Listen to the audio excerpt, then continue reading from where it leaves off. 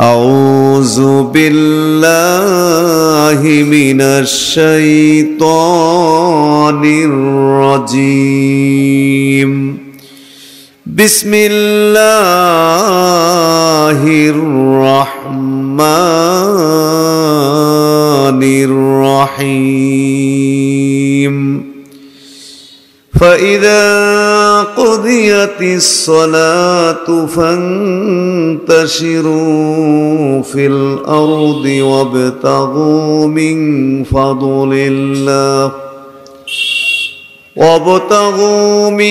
فضل الله واذكروا الله كثيرا لعلكم تفلحون إن الله وملائكته يصلون على النبي يا أيها الذين آمنوا صلوا عليه وسلموا تسليما صلى الله على محمد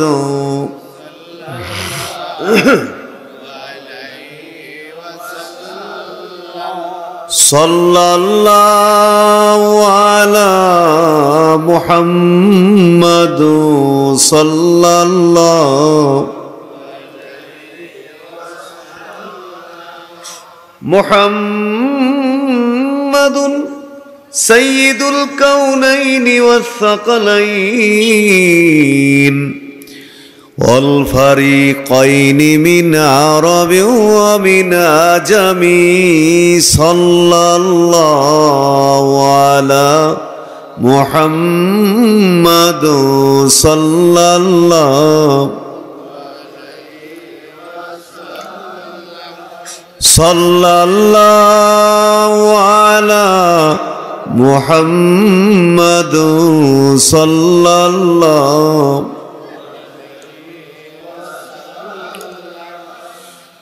محمد هو الحبيب الذي ترجى شفاعته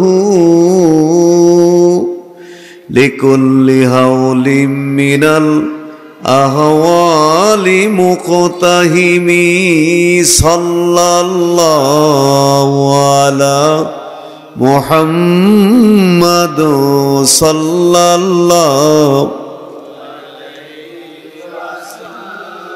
صلى الله على محمد صلى الله اللهم صل وسلم وبارك عليه মহান আল্লাহ সুবহানাহু ওয়া তাআলার প্রতি যিনি আমাদেরকে দুনিয়াবি বিভিন্ন কর্মব্যস্ততা থেকে নিজেদেরকে অবসর করে আজকের এই মাহফিলে কোরআনের মাহফিলে আজকের এই দ্বীনি মাহফিলে আমাদেরকে হাজির হওয়ার তৌফিক দিলেন সেজন্য মহান আল্লাহ সুবহানাহু ওয়া তাআলার প্রতি আমরা শুকরিয়া জ্ঞাপন করব।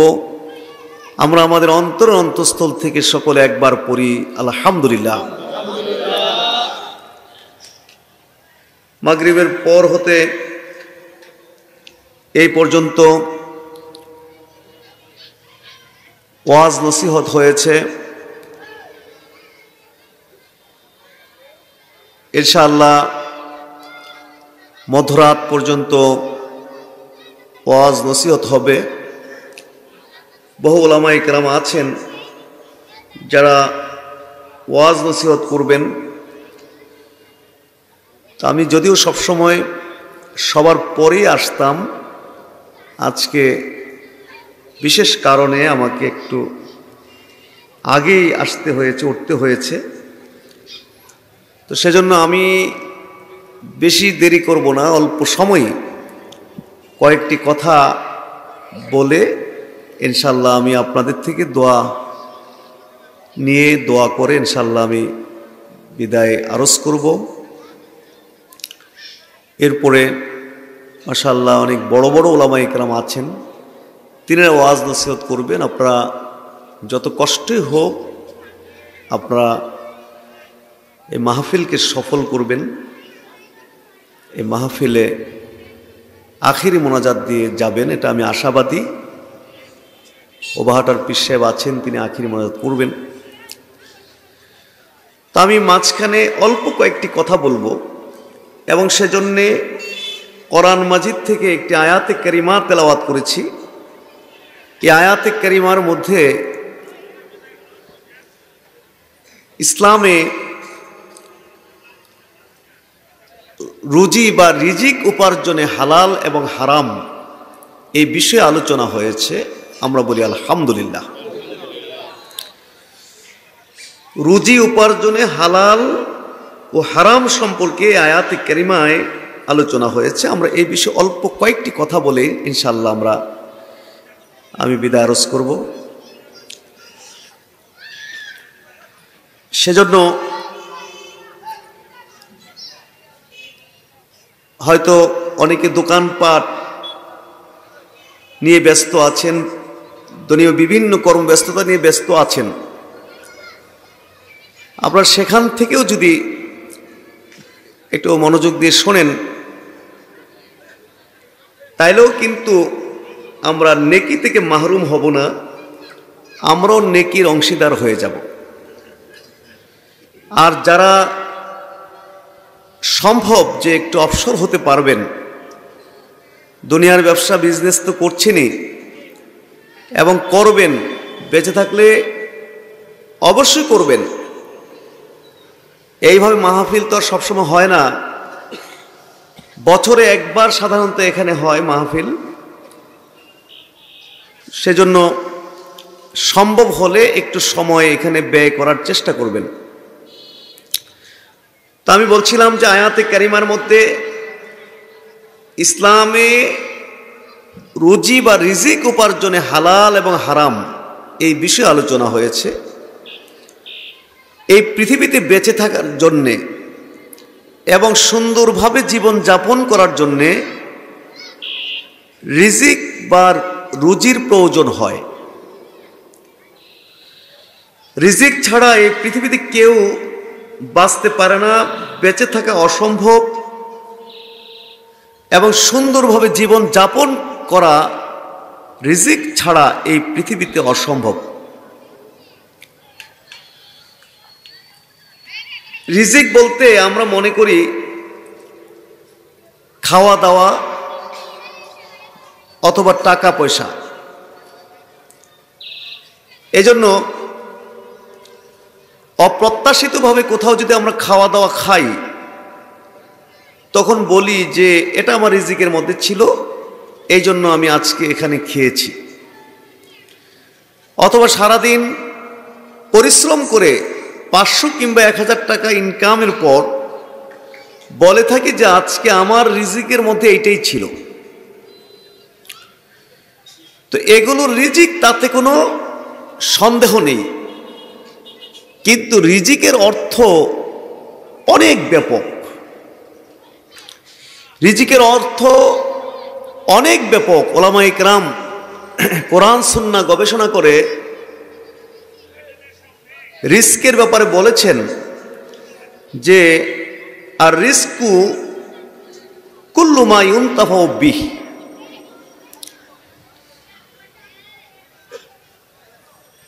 রিজিক হচ্ছে যার দ্বারা মানুষ, যার দ্বারা উপকার পাওয়া যায়, যার দ্বারা উপকার পাওয়া যায় সেটাই রিজিক।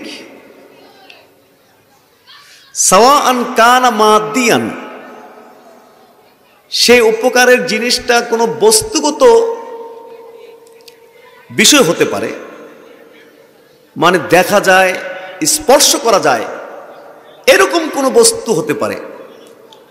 কাল আমওয়াল, যেমন মালামাল,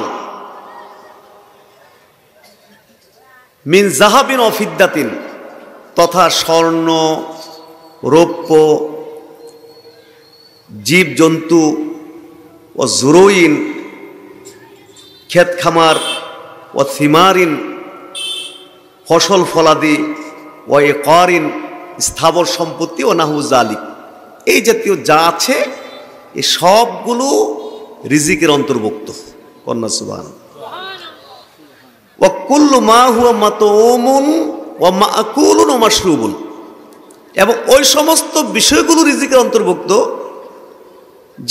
যেগুলো খাওয়া হয়, খাওয়া দাওয়ার যে বিষয়গুলো আছে এগুলো রিজিকের অন্তর্ভুক্ত।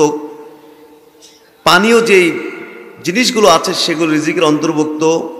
মালবুস মানে পোশাক আদি, এগুলো রিজিকের অন্তর্ভুক্ত। মাসকুন আমরা যে বসবাস করি, বাসস্থান, এইগুলো রিজিকের অন্তর্ভুক্ত। অনাহবু জালিক, এই জাতীয় আরো যা আছে সবগুলোই রিজিকের অন্তর্ভুক্ত। কন্যা সুবহানাল্লাহ। এগুলো হলো অর্থগত ভাবে, আপনার বস্তুগতভাবে যা রয়েছে, যেগুলোর দ্বারা উপকার পাওয়া যায়, এই সবই রিজিকের অন্তর্ভুক্ত। আও কানা মানবিয়ান, অথবা বস্তুগত না, দেখা যায় না, স্পর্শ করা যায় না, খালি অর্থের মাধ্যমে এটা বুঝতে হয়। উপকারটা বুঝতে হয় কিসের মাধ্যমে? অর্থের মাধ্যমে। কাল মাআরিফ, যেমন পরিচিতি, একজন মানুষের বিশাল পরিচিতি আছে, আরেকজনকে কেউ চিনে না, এই যে পরিচিতি, এটাও রিজিকের অন্তর্ভুক্ত। কন্যা সুবহানাল্লাহ। ওয়াল উলুম, একজনের বিশাল জ্ঞান ভান্ডার রয়েছে, আরেকজন আলিফ বা তাসাও জানে না, যাকে এলেম দেওয়া হয়েছে, এই এলেমটা তার জন্য কি? রিজিক। কন্যা সুবহানাল্লাহ। ওয়াল মানজিলা, হ্যাঁ, তার পদ পদবী, একজন মানুষের মর্যাদা, একজনের মর্যাদা নেই, আরেকজনেরকে আল্লাহ অনেক মর্যাদা দিয়েছেন, এটাও তাকে রিজিক দেওয়া হয়েছে, এটাও রিজিকের অন্তর্ভুক্ত। তারপরে জ্ঞান, ওয়াল আকল, জ্ঞান, একজন প্রতিবন্ধীর দিকে লক্ষ্য করলে, পাগলের দিকে লক্ষ্য করলে বোঝা যায় যে আকল এটা যে কত বড় নিয়ামত। এই আকল যাকে দেওয়া হয়েছে, এই আকলটাকে রিজিক বলা হয়েছে। কন্যা সুবহানাল্লাহ। আপনার হুসনুল খুলুক, সুন্দর ব্যবহার, একজন মানুষ তার ব্যবহারটা খুবই সুন্দর, আরেকটি মানুষের চরিত্র, আরেকটি মানুষের আচার ব্যবহার খুবই খারাপ, কর্কশ, রুক্ষ, সে আসলে ভালো ব্যবহার জানেই না। আরেকজন মানুষ অনেক সুন্দর ব্যবহার করে, তাকে আল্লাহ তাআলা সুন্দর চরিত্র দিয়েছেন, হুসনুল খুলুক দিয়েছেন। এই যে হুসনুল খুলুক, এটাও রিজিকের অন্তর্ভুক্ত। ও নাহবু জালিক, এই জাতীয় আরো যা আছে এই সবই রিজিকের অন্তর্ভুক্ত। কন্যা সুবহানাল্লাহ। তো এইভাবে দুনিয়ায় উপকার পাওয়া যায় এরকম যত জিনিস রয়েছে সবগুলো রিজিক, অথবা আখিরাতে উপকার পাওয়া যায় সেগুলো কি? রিজিক। যেমন আখিরাতে উপকার পাওয়া যায় সেগুলো কি? যেমন রিদওয়ানুল্লাহি তাআলা, আল্লাহর সন্তুষ্টি। বলেন না সুবহানাল্লাহ। কার সন্তুষ্টি? আল্লাহর সন্তুষ্টি। ওয়া সাওয়াবহু, এই যে আমরা নেক কাজ করি, এই নেক কাজের যে নেকিগুলো, এই নেকিগুলোর দ্বারা কিয়ামতের দিন আমরা কি পাবো? উপকার পাবো। এই নেকিগুলো রিজিকের অন্তর্ভুক্ত। কন্যা সুবহানাল্লাহ। ও নাইমাল জান্নাত, জান্নাতের যে সমস্ত নিয়ামতগুলো রয়েছে যা কোরআনে হাদিসে বর্ণিত হয়েছে, এই সব কিছু রিজিকের অন্তর্ভুক্ত। তাইলে রিজিক এটা দুইটি বিষয়ের মধ্যে সীমাবদ্ধ নয়, বরং ওলামায়ে কেরাম কোরআন সুন্নাহ গবেষণা করে রিজকের ব্যাপারে বলেছেন যে এটা ব্যাপক অর্থ বহন করে। কন্যা সুবহানাল্লাহ। অর্থাৎ যার দ্বারা উপকার পাওয়া যায়। আর রিজকু কুল্লু মা ইউনতাফি, যার দ্বারা উপকার পাওয়া যায় ওইটাই রিজিক, রিজিকের অন্তর্ভুক্ত। বলেন না সুবহান। আর আল্লাহ তাআলা বলেছেন তিনি এই পৃথিবীতে যা সৃষ্টি করেছেন সব কিছুই মানুষের উপকারের জন্যই তিনি সৃষ্টি করেছেন। কন্যা সুবহান। আল্লাহ বলেছেন হুয়াল্লাযী খালাকালাকুম মা ফিল আরদি জামিয়া। আল্লাহ বলেছেন পৃথিবীর মধ্যে, আল্লাহ বলেছেন যে তিনি সেই মহান সত্তা যিনি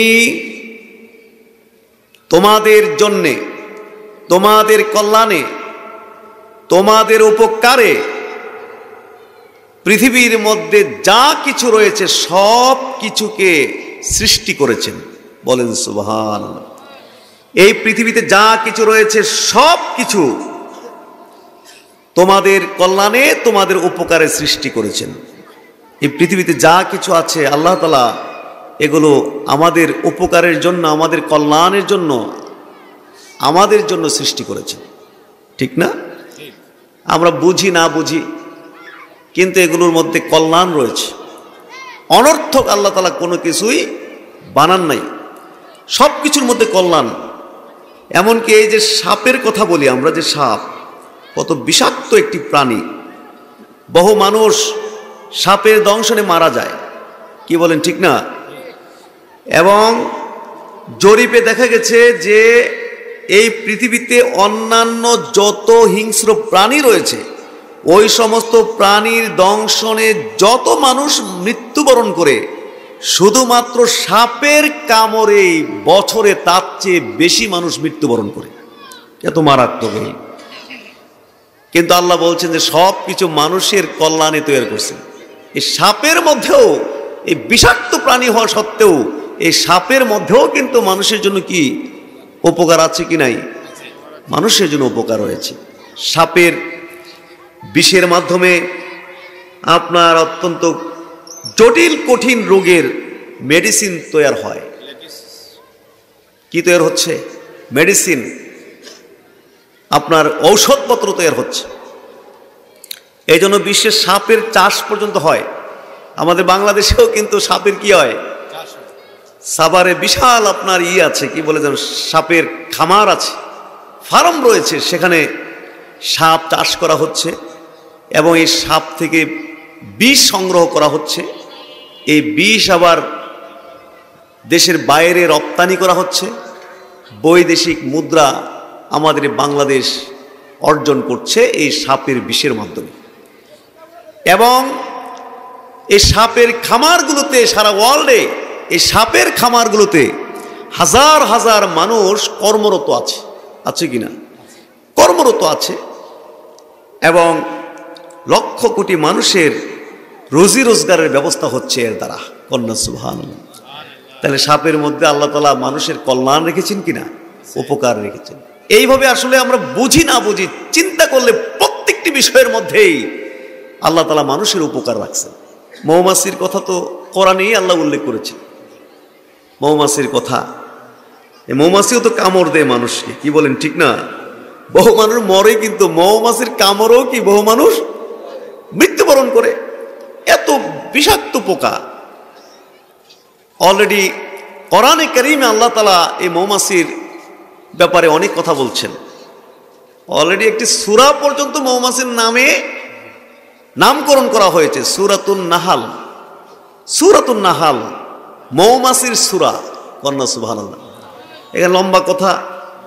এর মধ্যে এই মৌমাছির এই মধু সম্পর্কে আল্লাহ বলেছেন ফিহি শিফাউল লিন-নাস, এই মধুর মধ্যে মানুষের জন্য রয়েছে শেফা। কন্যা সুবহানাল্লাহ। ঔষধ কি রয়েছে? ঔষধ রয়েছে, শেফা রয়েছে, ট্রিটমেন্ট রয়েছে। এই মধুর দ্বারা বহু ধরনের মেডিসিন তৈরি করা হচ্ছে এবং মৌমাছি এই মধু চাষ করা হচ্ছে সুন্দরবন সহ। এখন এটা অত্যন্ত জনপ্রিয় একটি পেশায় পরিণত হচ্ছে বাংলাদেশে। এখন গ্রামে গঞ্জে পর্যন্ত এখন কি হয়, মধু চাষ করা হয়। এগুলোতে বহু লোক খাটে না, বহু লোক এগুলোর মধ্যে কর্মরত আছে, তারা এগুলোতে চাকরি বাকরি করছে, করে তাদের পরিবার পরিজন লালন পালন করছে। লক্ষ লক্ষ কোটি মানুষের রুজি রোজগারের ব্যবস্থা হচ্ছে এই মৌমাছির মাধ্যমে। কন্যা সুবহান। এইবার মশার দিকে চিন্তা করলেও দেখেছি এই মশার মধ্যে এর মধ্যেও কল্যাণ আছে কিনা। এই যে মশা তো বর্তমানে একটা বিরাট সমস্যা হয়ে দাঁড়িয়েছে, বিশেষ করে যে এখন যেই আপনার অনেক ধরনের মশা বের হয়েছে, এর মধ্যে এডিস মশা একটা আছে না, এই মশার কামড়ে কি হয়? ডেঙ্গু। কি হয়? ডেঙ্গু হচ্ছে, চিকুনগুনিয়া। এই বছরও অনেক লোক মরছে এই ডেঙ্গু হয়ে। এই এডিস মশার কামড়ে ডেঙ্গু হয়ে, চিকুনগুনিয়া হয়ে বহু মানুষ মৃত্যুবরণ করেছে। চিন্তা করলে দেখা যাবে যে এর মধ্যেও মানুষের উপকার আছে। এই মশার কেন্দ্র করে এই মশা থেকে বাঁচার জন্য কয়েল তৈরি করা হচ্ছে। কি তৈরি করা হচ্ছে? কয়েল। মশারি তৈরি করা হচ্ছে, বিভিন্ন স্প্রে, মশা নিধনকারী বহু ধরনের স্প্রে তৈরি করা হচ্ছে। এইগুলোর মধ্যে কয়েল কোম্পানিতে মানুষ কাজ করে কিনা, মশারি ফ্যাক্টরিতে কাজ করছে কিনা, স্প্রে কোম্পানিগুলোতে মানুষ কাজ করছে কিনা। এইভাবে আল্লাহ তাআলা লক্ষ লক্ষ কোটি কোটি কর্মসংস্থানের ব্যবস্থা করছেন। কন্যা সুবহানাল্লাহ। এবং সেইগুলোতে মানুষ কাজকর্ম করে এইভাবে আল্লাহ তাআলা এই পৃথিবীতে আমাদের জন্য রুজি রোজগারের ব্যবস্থা করেছেন। কন্যা সুবহানাল্লাহ। যদি মাত্র একটা আইটেম হইতো তাহলে কি এত মানুষের রুজি রোজগারের ব্যবস্থা হইতো? এই জন্য আল্লাহ তাআলা কোটি কোটি কর্মসংস্থানের ব্যবস্থা করেছেন, যেই কর্মসংস্থানে মানুষ কাজকর্ম করে এই পৃথিবীর মানুষের রুজি রোজগারের যে ব্যবস্থাপনা, এটা আল্লাহ তাআলা এই পৃথিবীতে এইভাবে প্রতিষ্ঠিত করেছেন। কন্যা সুবহানাল্লাহ। এবং এই জন্য কাউকে স্বয়ং সম্পূর্ণ আল্লাহ করে দেন নাই, একজনকে একজনের মুখাপেক্ষী বানিয়েছেন। যেমন ডাক্তার, তিনি মুখাপেক্ষী ইঞ্জিনিয়ারের কাছে, ইঞ্জিনিয়ার মুখাপেক্ষী ডাক্তারের কাছে। ডাক্তার ওনার যদি বাড়ি দরকার হয়, বাড়ি বানান দরকার হয়, ডাক্তার কি বাড়ি বানাইতে পারে? তো উনি আবার যাইতে হবে কার কাছে? ইঞ্জিনিয়ারের কাছে যেতে হবে। আবার ডাক্তারও কিন্তু পরিপূর্ণ স্বয়ংসম্পূর্ণ নয় ডাক্তারি ক্ষেত্রে, কারণ নাক কান গলা বিশেষজ্ঞ যদি হয় আর ওনার যদি আপনার কিডনি সমস্যা হয়, তাহলে কি নাক কান গলার ডাক্তার ওনার কিডনি রোগের চিকিৎসা করতে পারবে? উনি কিন্তু আবার যেতে হবে কার কাছে? এই যে কিডনির ডাক্তারের কাছে যেতে হবে, হার্টের ডাক্তারের কাছে যেতে হবে, লিভারের ডাক্তারের কাছে যেতে হবে, ডায়াবেটিসের ডাক্তারের কাছে যেতে হবে। আবার ইঞ্জিনিয়ারের মধ্যে অনেক ধরনের ইঞ্জিনিয়ার আল্লাহ বানাইছেন। কন্যা সুবহানাল্লাহ। কেউ আর্কিটেকচার, কেউ ইলেকট্রিসিটি ইঞ্জিনিয়ার, আপনার কেউ ডিজাইনের, এইভাবে। আবার থাইয়ের মিস্ত্রি দরকার আছে কিনা, থাইয়ের মিস্ত্রি, গ্রিলের মিস্ত্রি। এইভাবে আল্লাহ তাআলা কাউকে স্বয়ং সম্পূর্ণ বানান নাই, প্রত্যেককে প্রত্যেকের প্রতি মুখাপেক্ষী বানিয়ে আল্লাহ তাআলা কর্মসংস্থান সৃষ্টি করেছেন। কন্যা সুবহানাল্লাহ। এইভাবে সারা পৃথিবীর কোটি কোটি না শত শত কোটি মানুষের রিজিকের ফয়সালা এইভাবে আল্লাহ তাআলা দিয়েছেন। কন্যা সুবহানাল্লাহ।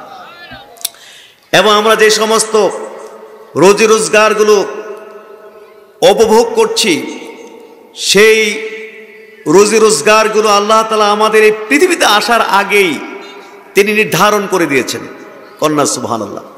এই পৃথিবীতে আমরা আসার আগেই নির্ধারণ করে দিয়েছেন যে এই পৃথিবীতে আসলে আমরা কি খাবো, কি করব, কতদিন থাকব, কখন মৃত্যুবরণ করব, আমরা ভাগ্যবান হব নাকি আমরা দুর্ভাগ্য হব, সময় কম তো তোর কাছে, দুর্ভাগ্য হব, এসব কিন্তু আমাদের জন্মের পূর্বেই, পৃথিবীতে আসার পূর্বেই, মায়ের গর্ভেই আল্লাহ তাআলা সেগুলো নির্ধারণ করে দিয়েছেন। কন্যা সুবহানাল্লাহ। হাদিসে আসছে 40 দিন পর্যন্ত মায়ের গর্ভে শুক্রবিন্দু আকারে থাকে। কয়দিন পর্যন্ত? 40 দিন থেকে এটা আলাকায় পরিণত হয়, মানে রক্ত পিণ্ডে এটা পরিণত হয়। 40 দিন থাকার পরে এটা আবার মুদগা মানে গোশতের টুকরায় পরিণত হয়। তখন ফেরেশতা প্রেরণ করা হয়, ফেরেশতা এসে এর মধ্যে ফু দেয়, রুহু ফু দেয়। কন্যা সুবহানাল্লাহ। এর মধ্যে কি ফুক দেয়? রুহ ফুক দেয়। তারপরে ফেরেশতাকে নির্দেশ দেওয়া হয়, ইউমারু বিআরবাই কালিমাতিন, ফেরেশতাকে নির্দেশ দেওয়া হয় যে তার মধ্যে যেন 4টি কথা লিখে দেয়। কন্যা সুবহানাল্লাহ। ইউমারু বিআরবাই কালিমাতিন বিকাব্বি রিজকিহি, যে 4টি কথা যেন তার মধ্যে লিখে দেওয়া হয়, তার মধ্যে একটি কথা হলো তার রিজিক যেন লিখে দেওয়া হয়। কন্যা সুবহানাল্লাহ। এই পৃথিবীতে আসলে সে কি খাবে না খাবে এগুলো যেন লিখে দেওয়া হয়।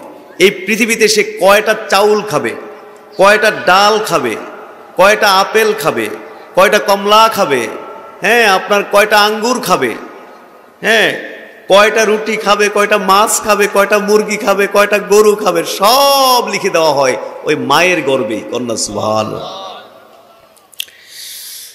এরপরে কি লিখে দেওয়া হয়? লিখে দেওয়া আমালুহু, তার কাজ কাম, সে কি করবে, পৃথিবীতে এসে কি করবে, সে কয় ওয়াক্ত নামাজ পড়বে, কয় ওয়াক্ত পড়বে না, কয় ওয়াক্ত রোজা করবে, কয়টা রোজা রাখবে না, সে কি চাকরি করবে, সে কি মাদ্রাসার শিক্ষক হবে না স্কুল কলেজের টিচার হবে, নাকি সে ডিসি হবে, ওসি হবে, কি হবে না হবে, সে কি কাজ করবে, ভালো কাজ না মন্দ কাজ, এগুলো কি করে দেওয়া হয়? লিখে দেওয়া হয়। কন্যা সুবহানাল্লাহ।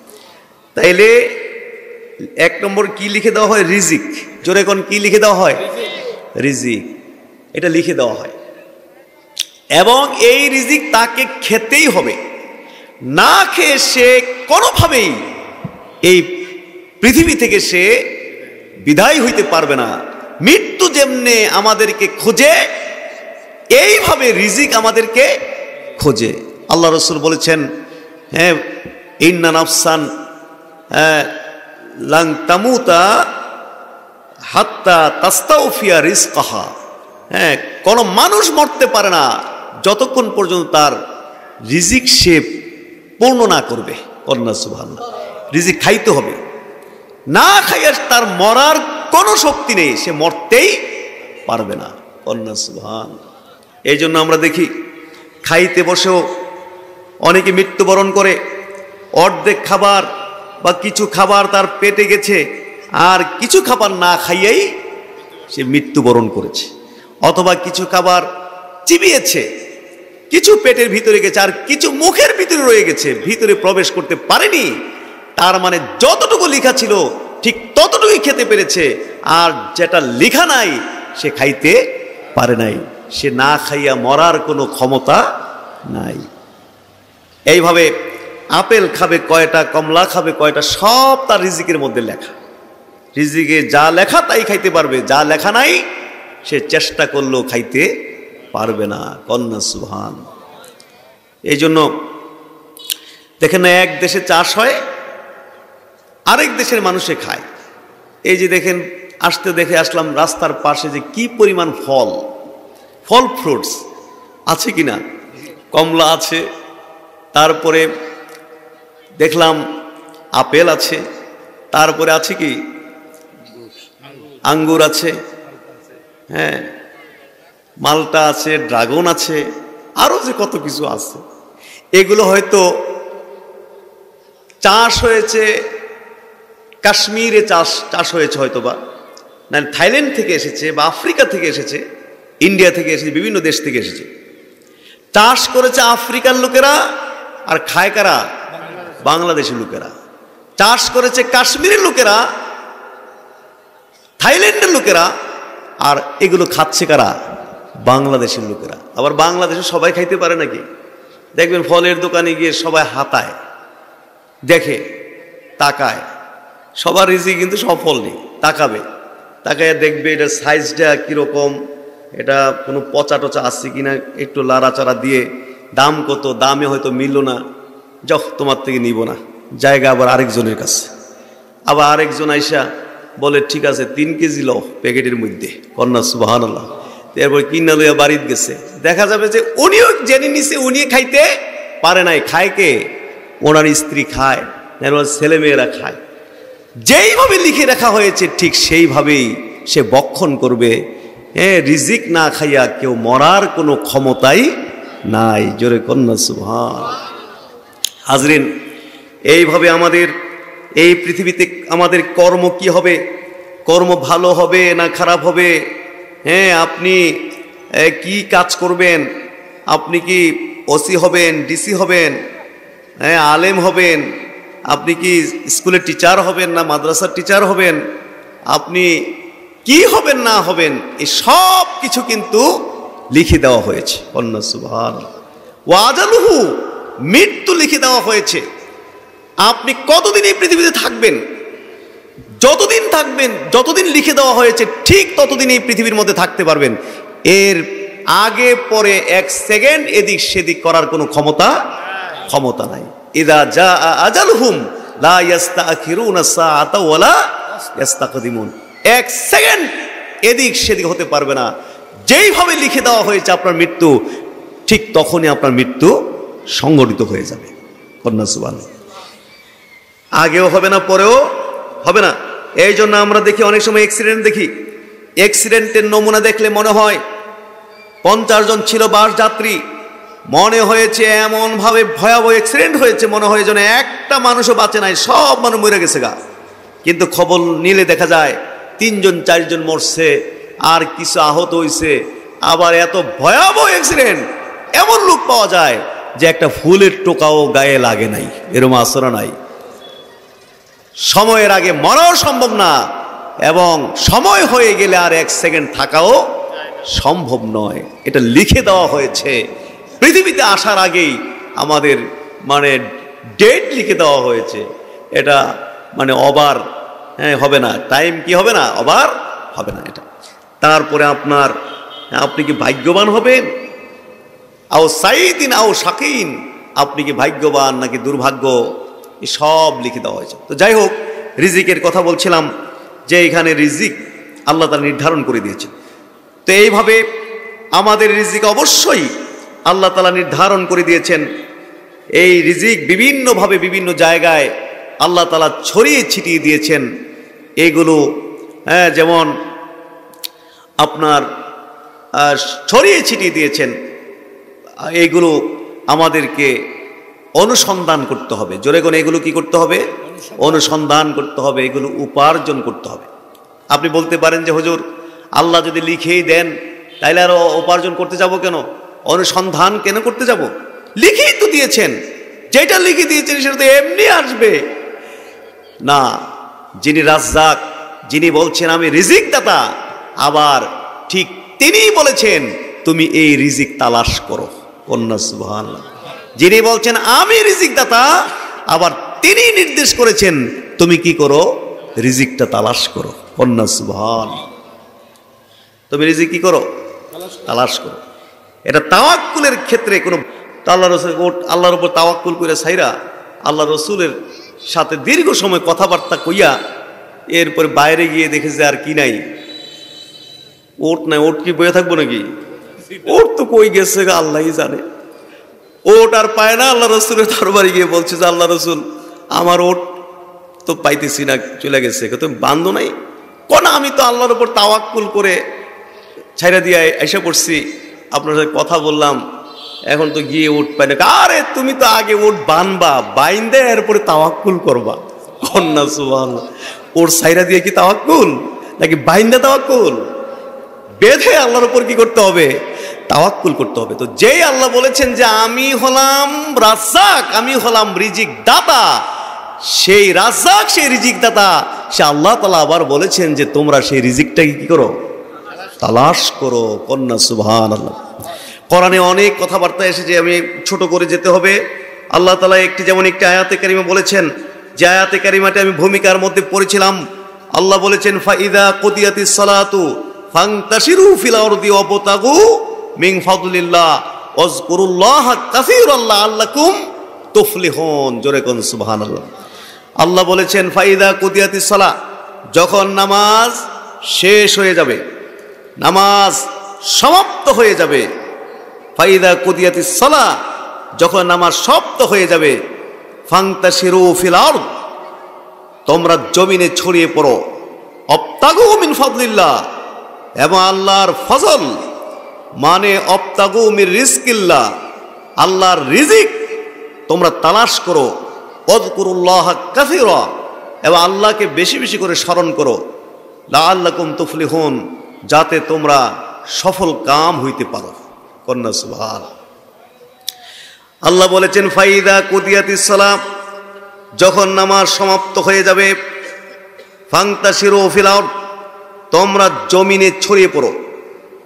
তাফসীর ইবনে কাসির, ইমাম ইবনে কাসির লিখেছেন ফান্তাশিরু ফিল আরদে লিতিজারাতে ওয়াত তাসাররু ফি হাওয়াইজিকুম।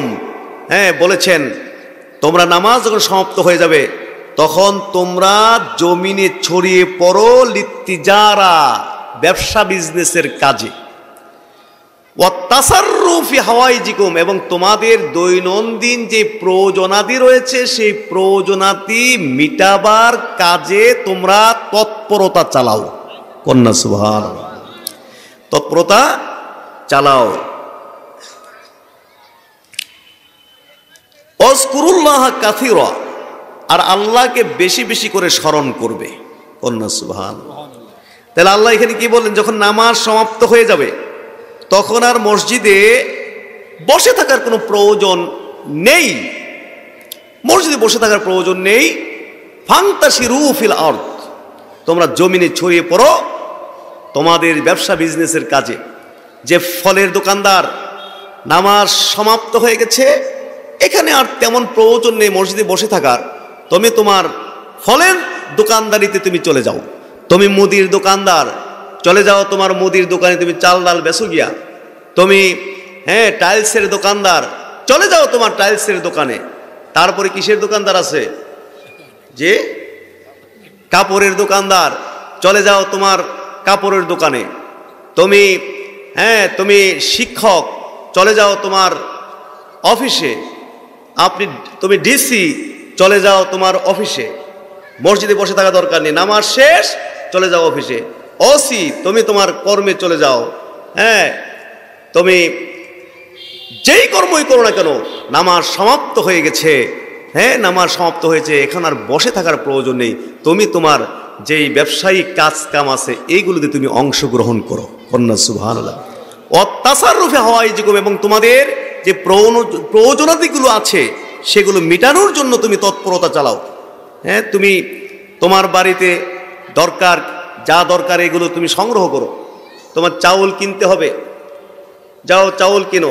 তোমার স্ত্রীর জামা কাপড় কিনতে হবে, চলে যাও জামা কাপড় কেনার জন্যে। তোমার স্ত্রীর তোমার ছেলে মেয়ের আপনার কি লাগবে, জামা কাপড় লাগবে, এদের দুধ লাগবে, বাচ্চার দুধ লাগবে।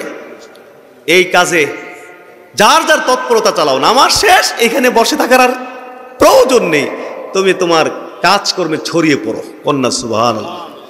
ওয়াজকুরুল্লাহ কাসীরা, আর এবং আল্লাহকে তোমরা বেশি বেশি করে স্মরণ করবে। কন্যা সুবহানাল্লাহ। তুমি দোকানে গিয়ে তুমি যদি মাপে কম দাও, পরিমাপে কম দাও, তাইলে তুমি আল্লাহকে ভুলে গেলে। আল্লাহ বলছেন আল্লাহকে ভুলবে না। ওয়াজকুরুল্লাহ কাসীরা, বেশি বেশি করে আল্লাহকে স্মরণ করবে। কন্যা সুবহানাল্লাহ। তুমি ব্যবসায় প্রতারণা করলে, তুমি আল্লাহকে ভুলে গেলে, তুমি আল্লাহকে ভুলে গেলে আল্লাহ বলছেন না, আল্লাহকে বেশি বেশি করে স্মরণ করবে, আল্লাহকে ভুলবে না। কন্যা সুবহানাল্লাহ। আপনি ওসি, আপনি একজন প্রশাসক, আপনার কাছে গেছে, আপনি আইনজীবী, আপনার কাছে গেছে মানুষ সেবা পাওয়ার জন্য, গভর্নমেন্ট আপনাকে বেতন দিচ্ছে, এই পোস্টে আপনাকে বসিয়েছে মানুষকে সেবা দেওয়ার জন্য, আপনার কাছে যাবে আর আপনি সাথে সাথে সেবা দিয়ে দিবেন। আপনি সেবা না দিয়ে আপনি মানুষকে হয়রানি করছেন, মানুষকে ঘোরাচ্ছেন, আপনি টাকা পয়সা দেওয়ার জন্য বাধ্য করছেন। আপনি স্বাভাবিক রাস্তা থেকে আপনি বাঁকা রাস্তায় গেছেন, তার মানে আপনি আল্লাহকে ভুলে গেছেন। আপনি কি করছেন? আপনি আল্লাহকে ভুলে গেছেন। আল্লাহ বলেছেন ওয়াযকুরুল্লাহ কাসীরা, না, আল্লাহকে ভুলবে না, আল্লাহকে বেশি বেশি করে স্মরণ করবে। কন্যা সুবহানাল্লাহ, লাআল্লাকুম তুফলিহুন, তাইলে তোমরা ইহকালে পরকালে সফল কাম হতে পারবে। জোরে কোন সুবহানাল্লাহ, আরো জোরে কোন সুবহানাল্লাহ। তাহলে হাজরিন, আমরা দেখতে পেলাম, সংক্ষেপ কথা, আমরা দেখতে পেলাম যে নামাজের মতো এত বড় একটি ইবাদতের সাথে আল্লাহ তাআলা আয় উপার্জনের নির্দেশটা দিয়েছেন। কন্যা সুবহানাল্লাহ, নামাজের মতো এত বড় ইবাদত, এই বড় ইবাদতের নির্দেশের সাথে আমরা যে আয় উপার্জন করব, আয় উপার্জনের নির্দেশ আল্লাহ তাআলা দিয়েছেন। কন্যা সুবহানাল্লাহ। এইভাবে অসংখ্য আয়াতে কারিমায় আমরা দেখেছি যে এইভাবে বড় বড় ইবাদতের সাথে উপার্জনের নির্দেশ আল্লাহ দিয়েছেন। যেমন হজ চলাকালীন টাইমে আল্লাহ বলেছেন লাইসা আলাইকুম হারাজুন আন তাবতাগু ফাদলাম মির রাব্বিকুম। আল্লাহ বলেছেন হজ চলাকালীন টাইমে তোমাদের রবের অনুগ্রহ তালাশ করবে, মানে রিজিক তালাশ করবে, অর্থনৈতিকভাবে তুমি বেনিফিটেড হবে, অর্থনৈতিকভাবে উপকৃত হবে, এতে মানে দোষের কিছু নেই। কন্যা সুবহানাল্লাহ। জাহিলি যুগে হজের সময় সব কাজকাম বন্ধ ছিল, বাজার টাজার করা বন্ধ ছিল। না, আল্লাহ হুকুম দিয়েছেন, না, আমাদের ইসলাম কোনো এরকম না, আমাদের ইসলাম হলো জীবনমুখী দিন। কন্যা সুবহানাল্লাহ, জীবন চলতে থাকবে, সাথে সাথে আমাদের ইসলামও কি চলতে থাকবে। জোরে কন্যা সুবহানাল্লাহ। এই জন্য অনেকে ইসলাম বোঝে না। ওমা খালাকতুল জিন্না ওয়াল ইনসা ইল্লা লিয়াবুদুন, আল্লাহ বলেছেন যে আমি তোমাদেরকে শুধুমাত্র আমার ইবাদতের জন্য বানিয়েছি। এই আয়াতের ওয়াজ যখন করা হয় তখন যারা বোঝে না তারা বলে যে আল্লাহ যদি আমাদেরকে ইবাদতের জন্যই বানায় তাহলে আমরা ব্যবসা করাম কখন, চাকরি করাম কখন? তার মানে উনি ইবাদতটাই বুঝতে পারেন নাই। ব্যবসা করাও যে একটা ইবাদত, চাকরি করা যে একটা ইবাদত, এটা উনি বুঝতে পারেন নাই। এই জন্য উনি বলছেন যে আল্লাহ ইবাদতের জন্য বানাইলে ব্যবসা করাম কখন, চাকরি করাম কখন? ব্যবসায়ী উনি মূলত ইবাদতটাই বোঝে নাই। এই জন্য আমরা বহু মানুষকে দেখি হবিগঞ্জের মানুষ সেই দিনাজপুর গিয়ে মসজিদের ভিতরে ঘুমায়, অফিস বন্ধ করে দিয়ে, তার ব্যবসা বিজনেস বন্ধ করে দিয়ে, তার বহু কিছু পেশা বন্ধ করে দিয়ে উনি গিয়ে হবিগঞ্জের মানুষ গিয়ে ঘুমায় কোথায়? দিনাজপুর মসজিদের মধ্যে। অর্থ হলো উনি ইবাদতটাই মূলত বুঝতে পারে নাই। ইসলাম হলো জীবনমুখী দিন, জীবন চলবে, সাথে সাথে আমাদের ইসলামও কি চলবে। এটা হলো ইসলাম। এমন একটি দিন আমরা পেয়েছি, এর থেকে বড় সৌভাগ্যবান আসমানের নিচে জমিনের উপর আর কিছু হইতে পারে না। জোরে কন্যা সুবহানাল্লাহ। একসাথে সব চলবে। এক সাহাবী ওই যে হেঁটে যাচ্ছেন, সাহাবায়ে কেরাম বসে আছেন, আল্লাহ রসুল বসে আছেন। একজন সাহাবী তার খুব বীর বিক্রমে, খুবই মানে হেভি বডি আর কি, একদম সলিড ফিগার, মানে খুবই শক্তিশালী। নবী এবং সাহাবায়ে কেরামের সামনে দিয়ে হন হন করে হেঁটে যাচ্ছেন। সাহাবীরা বলছেন যে আল্লাহ রসুল, এই লোকটা যদি আল্লাহর রাস্তায় জিহাদ করত তাইলে ইসলামের উপকার হতো এবং সে অনেক নেকি নিতে পারত। আল্লাহ রসুল বললেন ইন খারাজা ইয়াসা আলা ওয়ালদিহি সিগারা ফাহুয়া ফিস সাবিলিল্লাহ। এই লোকটি যদি তার বাচ্চার প্রয়োজন মিটাবার চেষ্টায় বের হয়ে থাকে, ফাহুয়া ফিস সাবিলিল্লাহ, তাইলে সে তো আল্লাহর রাস্তার মধ্যেই আছে। জোরে কন্যা সুবহানাল্লাহ। এই লোকটি যদি তার শিশু বাচ্চার প্রয়োজন মিটাবার চেষ্টায় বাহির হয়ে থাকে, শিশু বাচ্চার জন্য অনেক প্রয়োজন আছে না? তার দুধ লাগবে কিনা? জোরে কন্যা, দুধ লাগবে কিনা? তার দুধ দরকার, তার ড্রেস দরকার, তার ঔষধপত্র দরকার, ইত্যাদি ইত্যাদি দরকার। যদি লোকটি তার আলা ওয়ালদিহি সিগারা, তার শিশু বাচ্চার প্রয়োজন মিটাবার চেষ্টায় যদি লোকটি বাহির হয়ে থাকে, ফাহুয়া ফি সাবিলিল্লাহ, তাইলে তো সে আল্লাহর রাস্তার মধ্যেই আছে। জোরে কন্যা সুবহানাল্লাহ। ওয়াইন কানা খারাজা আলা আবওয়াইনে শাইখাইনে কাবীরাইনে ফাহুয়া ফিস সাবিলিল্লাহ। লোকটি যদি তার বৃদ্ধ পিতা মাতার সেবা শুশ্রূষার জন্যে অথবা তার বৃদ্ধ পিতা মাতার প্রয়োজন মিটাবার চেষ্টায় বাহির হয়ে থাকে, ফাহুয়া ফিস সাবিলিল্লাহ, তাইলে তো সে আল্লাহর রাস্তার মধ্যেই আছে। কন্যা সুবহানাল্লাহ। বৃদ্ধ পিতা মাতার প্রয়োজন আছে কিনা? অনেক কিছু, আরও তো ঔষধ লাগবে, আপনার বহু কিছু লাগবে বৃদ্ধ বাপ মার জন্য। হ্যাঁ, সেই উদ্দেশ্যে বাহির হয়েছে যে আমি টাকা পয়সা উপার্জন করব, আয় উপার্জন করব, হ্যাঁ, টাকা পয়সা ইনকাম করব, এর দ্বারা আমি আমার বৃদ্ধ পিতা মাতার যে প্রয়োজন রয়েছে সেগুলো আমি মিটাবো। আল্লাহ রসুল বলছেন সে তো আল্লাহর রাস্তার মধ্যে আছে। কন্যা সুবহানাল্লাহ। লোকটি যদি বাইর হয়ে থাকে তার নিজের প্রয়োজন মিটাবার জন্য, তার পরিবার পরিজনের প্রয়োজন মিটাবার জন্য, ফাহুয়া ফিস সাবিলিল্লাহ, সে আল্লাহর রাস্তার মধ্যে আছে। কন্যা সুবহানাল্লাহ। হাজির, আমরা অনেকে ইবাদত বুঝতে সক্ষম নই, এই জন্য আমরা অনেকে ব্যবসা বিজনেস বন্ধ করে, আমরা অনেকে আপনার কি বলে যেন অফিস বন্ধ করে ততদিনের জন্য এক ডিস্ট্রিক্ট ছেড়ে আরেক ডিস্ট্রিক্টে গিয়ে ঘোরাঘুরি করছি। উদ্দেশ্য মূলত কারণ হচ্ছে কি, আমরা এবাদতটাই বুঝতে পারছি না। আমাদের ইসলাম হলো, ইসলামের সৌন্দর্য হলো এটা জীবনমুখী দিন, জীবন চলতে থাকবে, সাথে সাথে আমাদের ইসলামও চলতে থাকবে। জোরে কন্যা সুবহানাল্লাহ। এই জন্য ওই হজের সময় দেখা গেছে তারা ব্যবসা বিজনেস কাজ কাম সব বন্ধ থাকতো। ইসলাম আসার পরে সাহাবায়ে কেরাম বাজারে যাওয়া বন্ধ করে দিয়েছেন, তারা বাজারে যান না, কারণ হজ চলাকালীন টাইম, হজ চলছে, এখন বাজারে যাওয়া যাবে না। আল্লাহ পাক বলে দিলেন, লাইসা আলাইকুম হারাজুন আন তাবতাগু ফাদলাম মির রাব্বিকুম। হ্যাঁ, হজ চলাকালীন টাইমে তোমরা তোমাদের রবের অনুগ্রহ তালাশ করবে, তোমাদের রবের অনুগ্রহ তালাশ করবে, রবের রিজিক, রব থেকে রিজিক তালাশ করবে। হ্যাঁ, এতে দোষের কিছু নেই। জোরে কন্যা সুবহানাল্লাহ।